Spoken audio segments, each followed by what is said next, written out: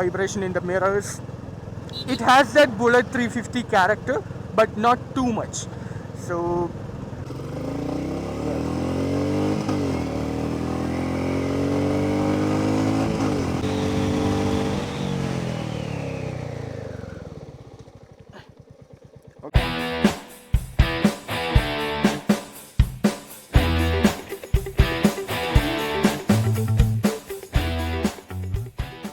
what's up YouTube, back with another video. So as you can see, today we have a Royal Enfield Meteor 350 for review. So before that, this is my first review on a bike. So let's take a closer look to the bike. So as you can see, we have a windshield. So this is a top end model. So this costs around 2,18,000 ex showroom price. So if you talk about the bike, this has a windshield in the front and their classic Royal Enfield headlamp unit. So this is a halogen headlamp and both the indicators are also halogen. So if you talk about the suspension, this has a telescopic suspension and we have alloy wheels in front and back. And if you talk about the brakes, this has dual channel ABS, which is really cool. Let's talk about the engine. So this is a 349cc single cylinder 4-stroke engine. So if you talk about the power figures, this produces around 20 PS of power and around 27 Newton meters of torque. So if you talk about the engine, it has a bit of heating issue.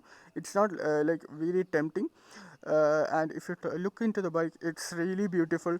So it's a cruiser bike and it's really comfortable. Other than the heating issues, I don't have any complaints. And there is one issue, that is the fuel gauge. Like the fuel gauge indicator doesn't work properly in this bike. Sometimes it shows very high, sometimes it shows it's on reserve. Like I don't know really the problem. I asked the owner and he said the same thing. It depends on the mood of the bike. So if you look into the bike from the back, it has the same halogen bulb in the back and both the indicators are also halogen. It's a really beautiful bike and it's the main thing is that the comfort it gives. It's really good to travel long distance in this bike, and it has a really cool exhaust system. I will give an exhaust note after when I get inside the bike. Okay, so this is the bike. We have the Meteor 350 badging right there and the Royal Enfield badge here.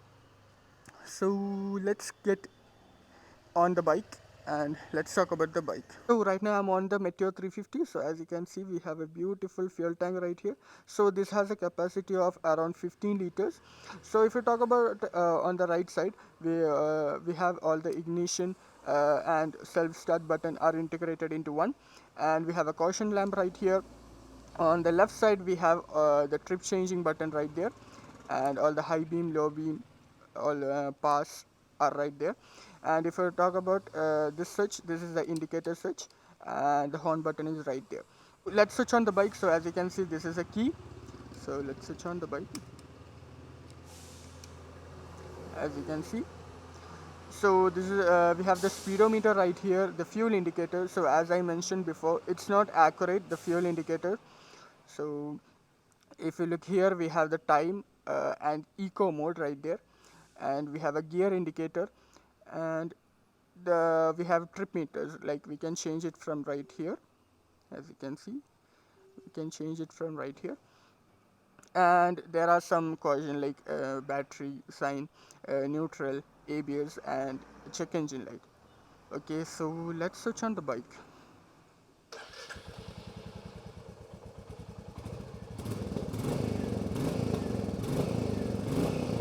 This has a really like very sweet exhaust note. So let's hear the exhaust note right now.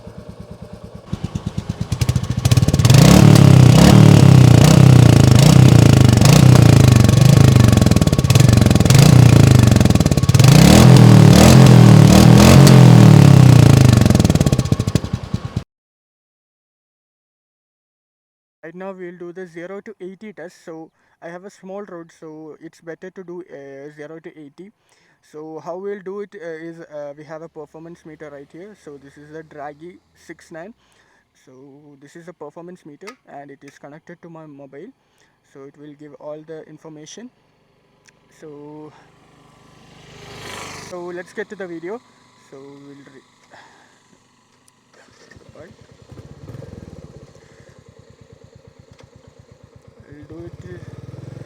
0 to 80.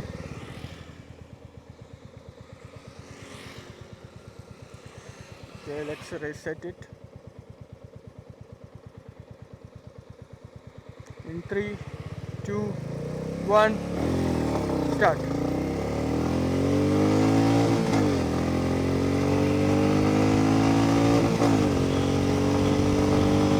80.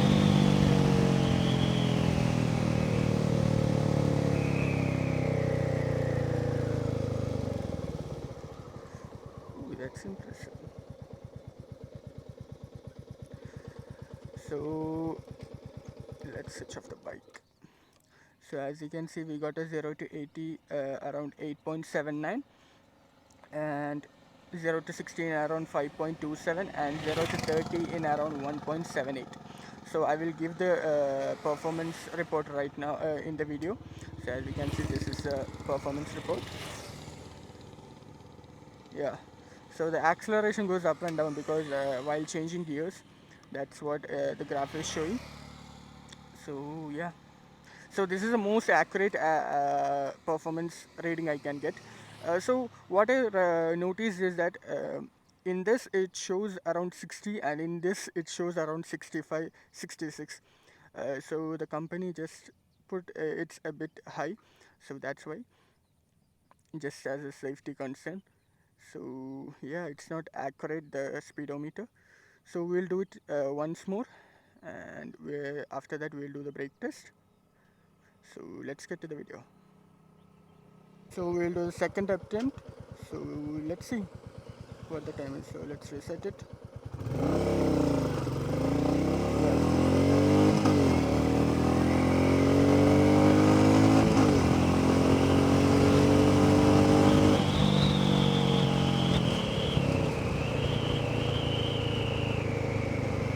So we reached 80. So let's see what's the time is. So let's brake. Okay. I don't know if you can hear me like while I'm riding. So okay, so we got a time of 8.93, 0 to 80, and 0 to 60 was around 5.36, and 0 to 30 was around 1.91. So let's do the brake test from 80 kilometers an hour. So this would be measured in seconds. So let's reach 80 kilometers an hour.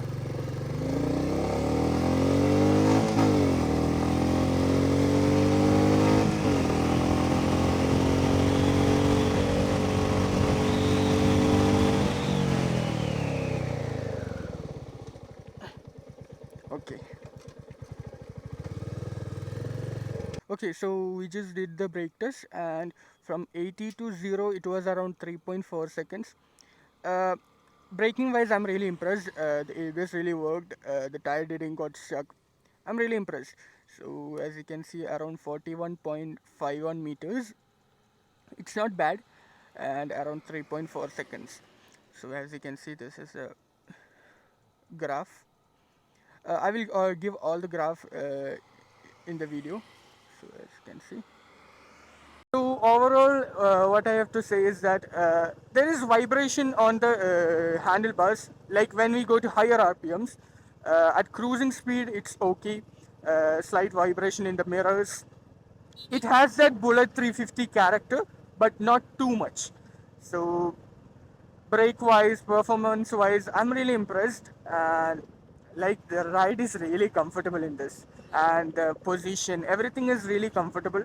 Like it's a cruiser, so it has that cruiser character, and when you need, we have power, we have really good low end torque, and I'm really impressed overall. So so let's wind up the video, and let's get to the last bit of the video. So this is the last bit of the video, the outro. So I hope you like the video, and please subscribe to my channel for more videos like this. So until next time, adios, peace.